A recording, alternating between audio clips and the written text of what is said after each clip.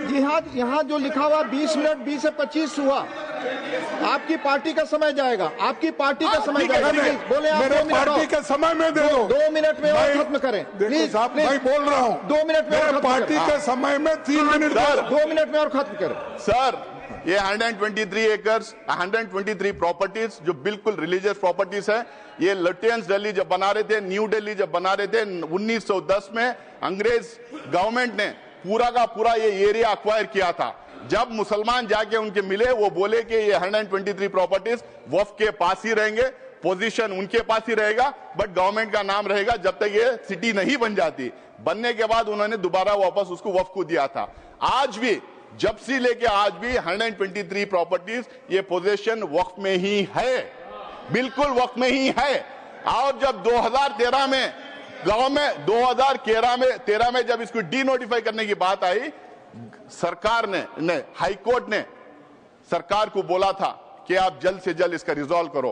तो जल्द से जल्द रिजॉल्व करने के चक्कर में उस टाइम पे डी नोटिफाई किए।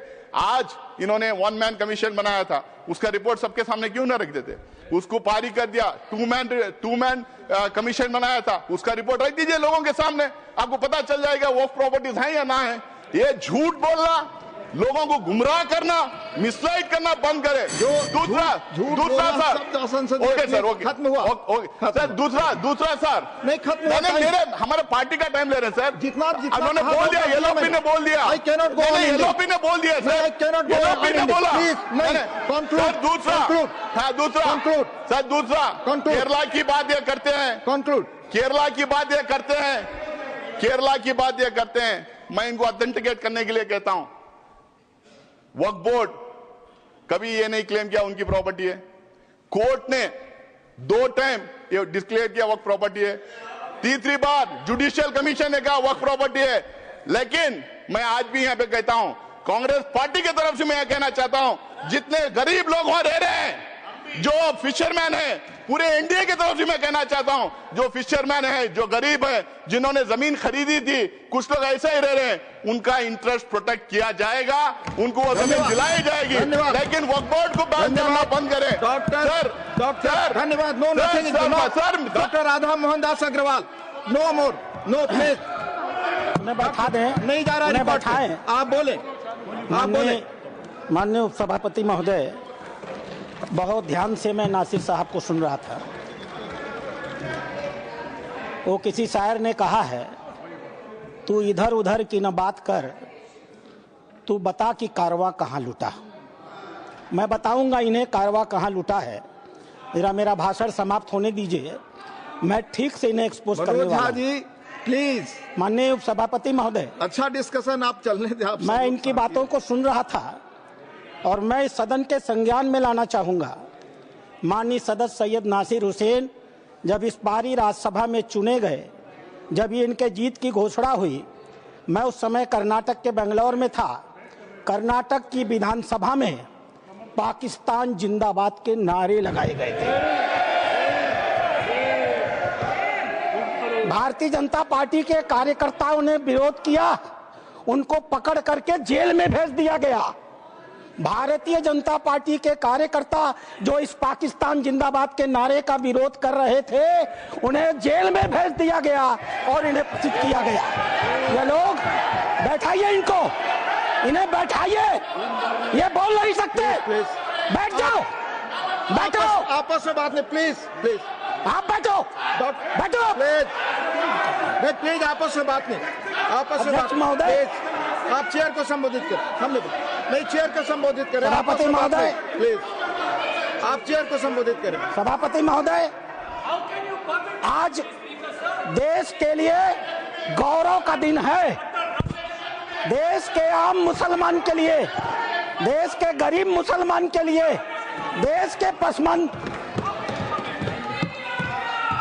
बीच में टोका टोकी नहीं होगी, तो दोनों के लिए होना चाहिए। फिर तो please please please Nasir ji, please please. झूठ बकवास सब उपसभापति महोदय नहीं जा रहा, आप रिकॉर्ड पे नहीं जा रहा, बैठ जाइए। उपसभापति महोदय, आज का दिन गरीब मुसलमानों के लिए, पसमानदा मुसलमानों के लिए, तलाकशुदा महिला बहनों के लिए, विधवा महिला बहनों के लिए, अनाथ बच्चों के लिए आज ऐतिहासिक दिन है। एक क्रांतिकारी परिवर्तन आने जा रहा है। पूरी की पूरी इस गरीब समाज, मुस्लिम समाज की आर्थिक और सामाजिक व्यवस्था में यह वक्फ अधिनियम क्रांतिकारी परिवर्तन लाने जा रहा है। मैं आभारी हूं माननीय मोदी जी का, जिन्होंने इस महान विधेयक को इस सदन में लाने का काम किया। अध्यक्ष महोदय, हम हिंदू हैं, हम लगातार अपने समाज में परिवर्तन की बात करते हैं। हमने लगातार अपनी समाज की बुराइयों के विरुद्ध संघर्ष किया है। इतिहास पर गवाह है, हमारे यहाँ सती प्रथा होती थी, हमने सती प्रथा निषेध अधिनियम लाया। हमारे यहाँ बाल विवाह होता था, हमने बाल विवाह निषेध अधिनियम लाए। हमारे यहाँ विधवा विवाह नहीं होते थे, हमने विधवा विवाह अधिनियम लाया। आश्चर्य की बात होती है जब इस समाज की चर्चा होती है, आश्चर्य की बात होती है इन 75 सालों के अंदर एक बार भी मुस्लिम समाज के संशोधन को लेकर, सुधार को लेकर के, एक गरीब मुसलमान की जीवन की बेहतरी को लेकर के एक बार भी किसी प्रकार के सुधार आंदोलन को इस सदन में लाने का काम नहीं किया। आज यह पहली बार है और हमें गर्व है अपने प्रधानमंत्री पर, नरेंद्र मोदी पर, जिन्होंने इस मुस्लिम समाज के सुधार के ऐतिहासिक विधेयक को लाने का काम किया है। 2014 में माननीय प्रधानमंत्री बने थे, उनके दृष्टि में कभी हिंदू और मुसलमान नहीं होता था, उनका सिर्फ एक नजरिया होता था, गरीब और अमीर। आप गौर कीजिएगा, यह सदन गौर करेगा। हम जनधन योजना लेकर के आए, 42% लाभार्थी मुस्लिम थे। हम प्रधानमंत्री आवास योजना लेकर के आए, 31% लाभार्थी मुस्लिम थे। हम उज्ज्वला योजना लेकर के आए, 37% लाभार्थी मुस्लिम थे। हम मुद्रा योजना लेकर के आए, 36% लाभार्थी मुस्लिम थे। हम स्किल इंडिया लेकर के आए, 22.7% लाभार्थी मुस्लिम थे। हमने प्रधानमंत्री एम्प्लॉयमेंट गारंटी प्रोग्राम चलाया, अध्यक्ष महोदय 70% अधिक मुसलमानों ने उस योजना का इस देश में लाभ लिया। मेरे पार्टी की बैठक है, मुझे बताना नहीं चाहिए, लेकिन मैं कहूंगा, माननीय प्रधानमंत्री इसी बाल योगी सभागार में हम सारे सांसदों की बैठक ले रहे थे। उन्होंने क्या कहा हमसे? उन्होंने कहा, लोग कहते हैं कि मुसलमान भाजपा को वोट नहीं देते। आपको याद होगा मित्रों, उन्होंने कहा नहीं, ये गलत है, देते हैं। और अगर मान लिया जाए कि नहीं देते हैं तो इसका मतलब क्या है? क्या वो देश के नागरिक नहीं है? क्या उनके काम नहीं होने चाहिए? क्या उनका विकास का काम नहीं होना चाहिए?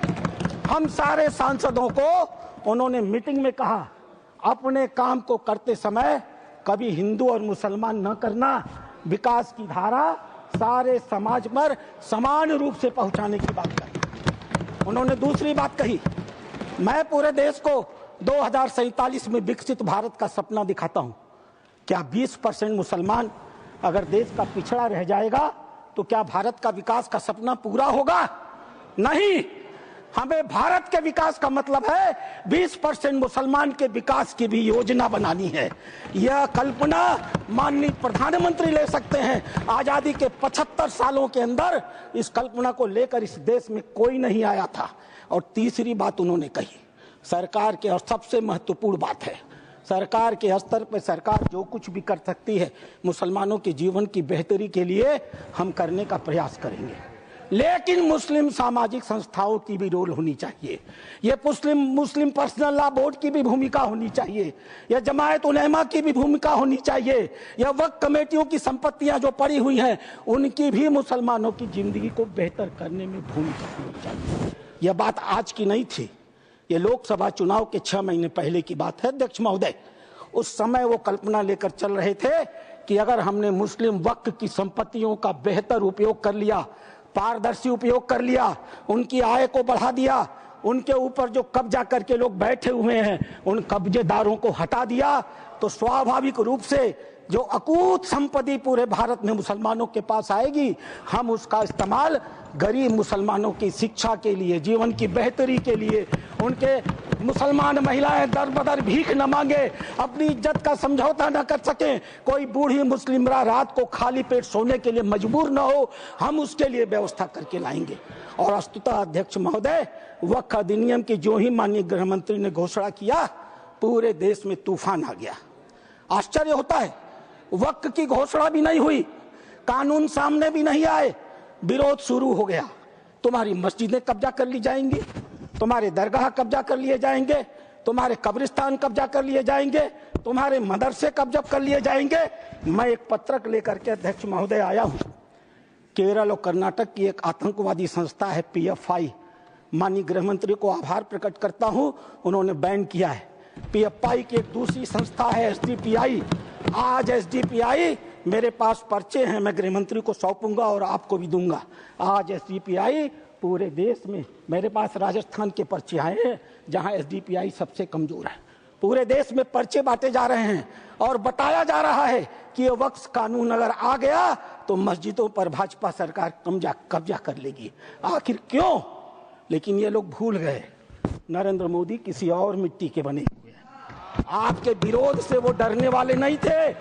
आप चाहे जितना भी विरोध करते, वो मजबूती के साथ एक आम गरीब मुसलमान, एक दलित, एक पिछड़ी महिला, एक अनाथ महिला, एक तलाकशुदा महिला, अनाथ बच्चों के साथ खड़े होने वाले थे और इसीलिए वो मजबूती से विधेयक लेकर के आए। अध्यक्ष महोदय, ये चर्चा कर रहे थे वक्फ बाई यूजर की। क्या होता है वक्फ बाई यूजर? हजरत मोहम्मद साहब ने क्या कहा था?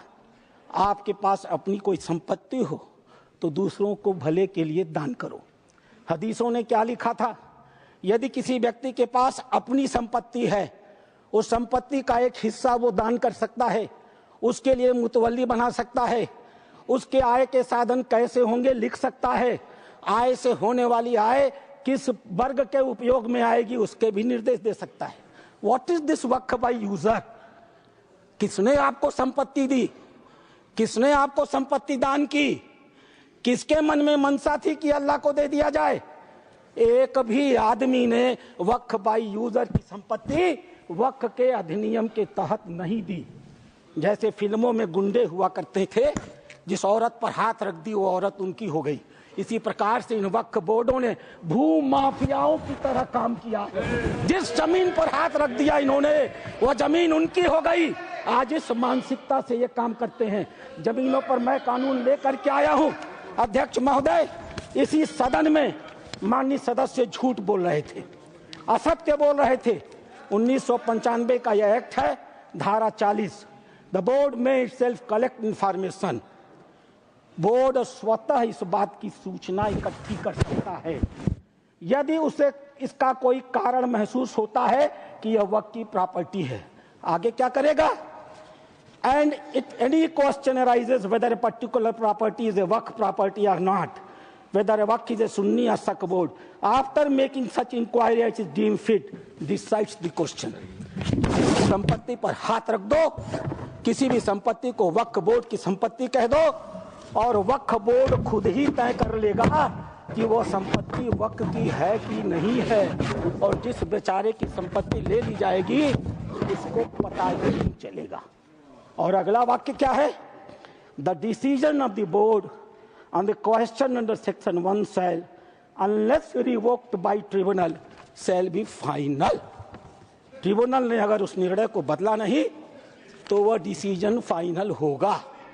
और उसी एक्ट का दूसरा हिस्सा है अध्यक्ष महोदय, no appeal shall lie against any decision or order whether interim or otherwise given or made by tribunal. Tribunal के द्वारा कोई भी आदेश जो दिया गया होगा उसके खिलाफ किसी प्रकार की अपील नहीं होगी। एक अपार्टमेंट में कोई परिवार चला जाए, किराए पर मकान ले ले, और ऐसी घटना हुई है अपार्टमेंट में, किराए पर मकान ले ले, अपने 4 मित्रों को बुला ले और नमाज पढ़ ले। 5वें दिन वो कह देगा हमने इस स्थान पर नमाज पढ़ी है, यह वक्फ बाय यूजर है, अब इसे वक्फ घोषित कर दो। और घोषित हो गई। अध्यक्ष महोदय, आपके पास एक बड़ी जमीन है, खाली पड़ी है, बगल में कुछ मुस्लिम परिवार रहते हैं, उन्हें नमाज पढ़ने के लिए कहीं जाना होता है, वो उस जमीन पर नमाज पढ़ ले। आप हिंदू हैं, आप मना नहीं करते। 5 दिन 7 दिन नमाज पढ़ने के बाद वो लिख के दे देंगे कि हम लोग इस जमीन पर नमाज पढ़ते थे, अब यह वक्फ बाय यूजर हो गई, अब इस जमीन पर किसी का कोई अधिकार नहीं रहेगा। माननीय संसदीय कार्य मंत्री उल्लेख कर रहे थे उस घटना का। तमिलनाडु की घटना का उल्लेख कर रहे थे। क्या हुआ तमिलनाडु में? एक रामचंद्रन नाम का आदमी अध्यक्ष महोदय, वह व्यक्ति अपनी लड़की की शादी के लिए अपनी जमीन बेचना चाहता था। वह जमीन बेचने के लिए जब रजिस्ट्रार के घर गया, ऑफिस में गया, तो पता चला कि वह जमीन उसके नाम पर ही नहीं है, वह जमीन वक्फ को दे दी गई। जब हल्ला मचा, गांव के लोग रजिस्ट्रार ऑफिस में गए तो पता चला कि उन दोनों गांवों की सारी जमीन वक्फ को दे दी गई। 1500 साल पुराना मंदिर भी वक्फ के हवाले कर दिया गया। यह होता है इन लोगों का वक्फ बाय यूजर अध्यक्ष महोदय। और आश्चर्य होता है, इन्हें बैठाया जाए अध्यक्ष महोदय, आश्चर्य होता है। मैं भी जेपीसी का मेंबर हूँ, ये भी जेपीसी के मेंबर है, ये गवाह है इस बात के। मैं लगातार जेपीसी में जितने भी विटनेस आते रहे, इनके बड़े बड़े धार्मिक मतावलंबी, मैं उनसे कुरान को कोट करके कहता रहा। मैं कुरान पढ़ता हूँ, कोई बुराई नहीं है किसी धर्म को पढ़ने में। मैंने कुरान को कोट करके कहा कि मौलवी साहब ये तो बताओ कि इस कुरान में या किस हदीस में यह लिखा है कि अगर हमने कोई संपत्ति दान नहीं की तो तुम उसको वक्फ बाय यूजर मालिकाना मान लोगे। किसी के पास एक भी मेरे सवाल का जवाब नहीं दिया। इन लोगों ने क्या किया मालूम है? वो जो ओवैसी साहब वहां बैठते हैं ना, उन्होंने मेरा नाम रख दिया मौलाना डॉक्टर राधा मोहन अग्रवाल। अब इससे बड़ी मेरी जीत क्या हो सकती है? मैंने इनसे पूछा, इस बात पर बहस होती है कि डीड लिखित गया या नहीं। मैंने इनसे कहा, जब हजरत मोहम्मद साहब ने अपने आयतों में लिखा है, 3 आयतें हैं, 4, आप चाहिएगा तो मैं पेश करूंगा। 4 आयतें हैं जहां हजरत मोहम्मद साहब कहते हैं एक भी पैसा अगर किसी को दो तो उसको लिखो, उसका उदाहरण दो, उसका विटनेस बनाओ, ताकि ताकीद रहे कि कल तुम्हारे देने को कोई चुनौती न दे पाए। एक भी पैसा दो तो लिखित दो। और तुम कहते हो कि तुम्हारे पास ये सारी संपत्तियां हैं जिसका कोई लिखित रिकॉर्ड नहीं है, फिर भी वक्फ है।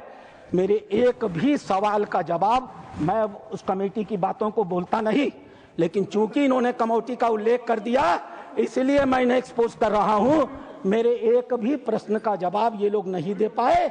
खाली मुझे कहते थे कुरान पढ़ते हैं मौलाना है, कुरान पढ़ते हैं मौलाना है। अरे कुरान मैं पढ़ता हूं, तुम तो मुसलमान हो, बचपन से पढ़ते हो ना। मैं पढ़ूं और बताऊं कुरान में क्या लिखा है? मार हो जाएगी, मार। ये हिंदू की भलमन साहत है जो कुरान पढ़ के तुम्हें बताता नहीं है। अध्यक्ष महोदय दूसरी चीज, सरकार इनकी थी, इन्होंने वक्फ को अभय दान दे दिया। और क्या नारा दिया? जो जमीन सरकारी है वो जमीन हमारी है। सरकारी संपत्तियों पर कब्जा करने का ऐतिहासिक इन्होंने कर्म किया है। उत्तर प्रदेश की 74% वक्फ की संपत्तियां सरकारी जमीन पर कब्जा करके बनी है। तेलंगाना में 50% की संपत्तियां सरकारी जमीन पर कब्जा करके बनी है। पूरा अभयदान इनको मिला था अध्यक्ष महोदय। और उसका फल क्या हुआ? 2006 में सच्चर कमेटी की रिपोर्ट आई। सच्चर कमेटी ने कहा 4,50,000 संपत्ति है और 6 लाख एकड़ जमीन है। आज 2024 में 8,72,000 संपत्ति है और 37,94,000 एकड़ जमीन है। 2006 से 2023 6 लाख एकड़ से बढ़ करके 37,94,000 एकड़ जमीन इनकी हो गई। इन्हें बताना तो पड़ेगा सभापति महोदय कि आखिर 31 लाख अतिरिक्त जमीन इन्होंने पाई से कहां से है। इन्हें उसका उदाहरण देना पड़ेगा अध्यक्ष महोदय। जितना ये कांग्रेस के पहले वक्ता रहे हैं, जितना समय ये बोले हैं, मैं भी उतना ही समय बोलने वाला हूं। यह मेरा अधिकार है सभापति महोदय। मैं एक बात कहना चाहूंगा अध्यक्ष महोदय, इन्होंने चर्चा किया कर्नाटक के हैं ये। मेरे पास कहां गई? Sir please conclude sir. अध्यक्ष महोदय, मेरे पास ये रिपोर्ट है। यहां बोलने के पहले मैंने इस रिपोर्ट को ऑथेंटिकेट किया है। माननीय उपराष्ट्रपति महोदय के पास इसको लिख करके भेजा है। ये सांसद महोदय कर्नाटक के हैं, पाकिस्तान जिंदा वाले। एक शब्द भी इन्होंने इस रिपोर्ट के बारे में नहीं बोला। यह रिपोर्ट जेपीसी में प्रस्तुत हुई है, और जेपीसी में प्रस्तुत हुई है तो यह ऑफिशियल डॉक्यूमेंट है। यह रिपोर्ट मैं पढ़ूंगा अध्यक्ष महोदय, यह मेरा अधिकार है। मैं आपको बताऊंगा कि कर्नाटक के अंदर किन किन नेताओं ने वक्फ की कितनी कितनी संपत्तियों पर कब्जा कर डाला है। नाम पढ़ता हूं मैं। Kamrul Islam foreign minister, Suryavanshi ex MP, CM Ibrahim ex union minister, Rahman Khan ex union minister, Abdullah Sharif Waqf board official, NA Haris MLA, MA Khalid ex CO, Mumtaz Ahmed Khan chairman, Mohammed Sanaulla IAS, mister Sindhu Giri former minister, MF Pasha IPS, Khaneez Fatima MLA, CK Jaffer Sharief foreign minister. और एक नाम अध्यक्ष महोदय, प्लीज कंक्लूड, एक नाम अध्यक्ष महोदय, we will take it from the party सदन time की मर्यादा में। Sir please conclude, otherwise we have to take it from the party time। मैं कंक्लूड कर रहा हूं। इस सदन की मर्यादा में मैं एक नाम लेने से इनकार करता हूं। वो इस समय सदन में है भी नहीं। नाम क्या है अच्छी तरह से जानते होंगे। अध्यक्ष महोदय, अध्यक्ष महोदय, मैं अपनी बातें समाप्त करूंगा। रामधारी सिंह दिनकर की एक कविता के साथ। सीमा पर एक सैनिक मर रहा था। मैं कंक्लूड कर रहा हूं। सीमा पर एक सैनिक मर रहा था। मरते हुए सैनिक से एक कवि ने पूछा, हे वीर बंधुदाई है कौन विपद का, हम दोषी किसको कहें तुम्हारे बद का। मरते हुए सैनिक ने कहा, यह गहन प्रश्न कैसे रहस्य समझाएं, 10-20 बधिक हो तो हम नाम गिनाएं। हर कदम कदम पर खड़ा यहाँ पातक है, हर तरफ लगाए घात बड़ा घातक है। देवता सदस्य दिखता है पर कमरे में वह गलत हुक्म लिखता है। जिस पापी को गुण नहीं गोत्र प्यारा है, समझो उसने ही हमें आज मारा है। जो सत्य जानकर भी न सत्य कहता है, या किसी लोभ के विवश चुप रहता है, उस कुटिल राजतंत्री करदय को धिक है। वह मूक सत्यहंता कम नहीं बधिक है। चोरों के जो हितु ठगों के बल हैं, जिनके प्रताप से पलते पाप सकल हैं।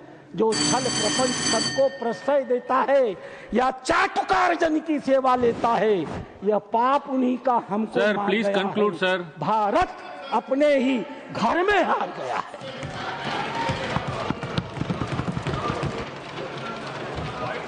I call upon the next speaker, Mohammad Nadimul Haque.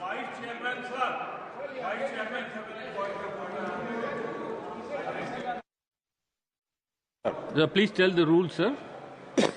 Rule 238A।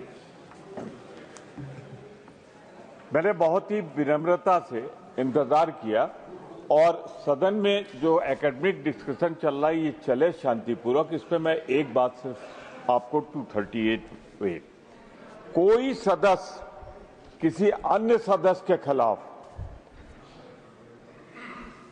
सदस्य के विरुद्ध मानहानिकारक या अपराध में फंसाने वाले स्वरूप का कोई आरोप नहीं लगाएगा जब तक कि आरोप लगाने वाले सदस्य ने सभापति और संबंधित मंत्री को इसकी पूर्व सूचना दी हो, ताकि मंत्री को दिए जाने के प्रयोजन के विषय की जांच कर सके।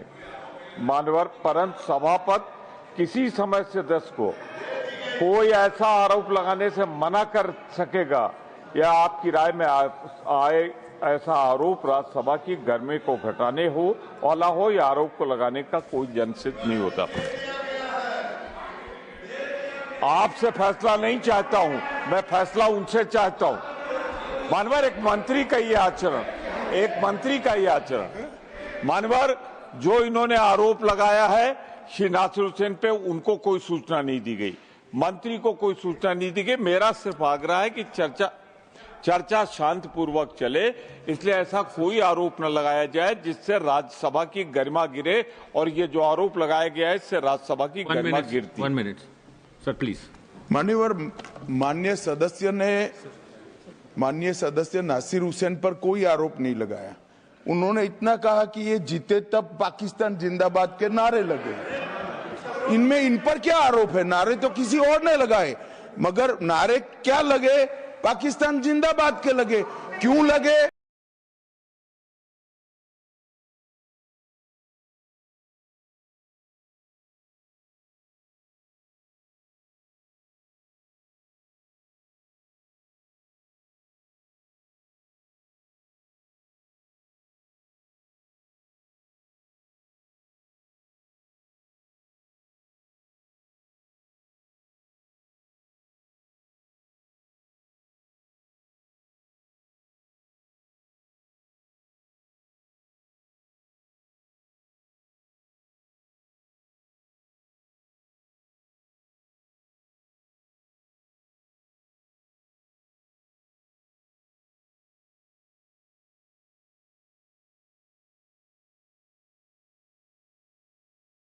वो ना 1 minute, I'll clarify.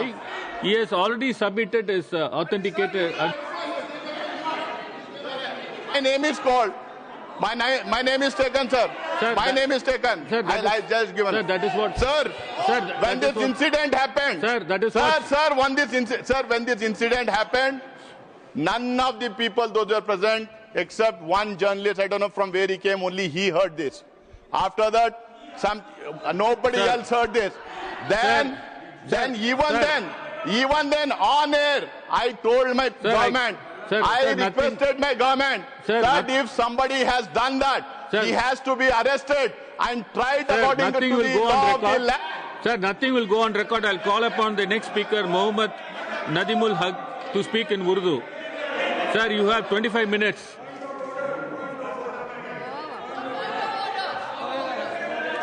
Sir, what is the rule you are quoting, sir? Rule 241. Kindly look at Rule 241. Personal explanation. A member has a right to give personal explanation when his name is mentioned or he has been named by some other member. Kindly go through the rules. यानी अभी बोलते expense करेगा, expense कैसे करेगा? Sir, How do we expense that? It cannot Sir. be expensed. his speech will be reviewed, sir. No, personal explanation. If somebody says something against me which is not correct, I have a right under Rule 41 for a personal explanation. Sir, he has spoken with the permission of the chair. No.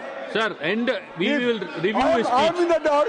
Sir, we will review I his am in the speech. dark. I was not in the know. Sir, we will review I his was speech, not sir. in the know. We will review his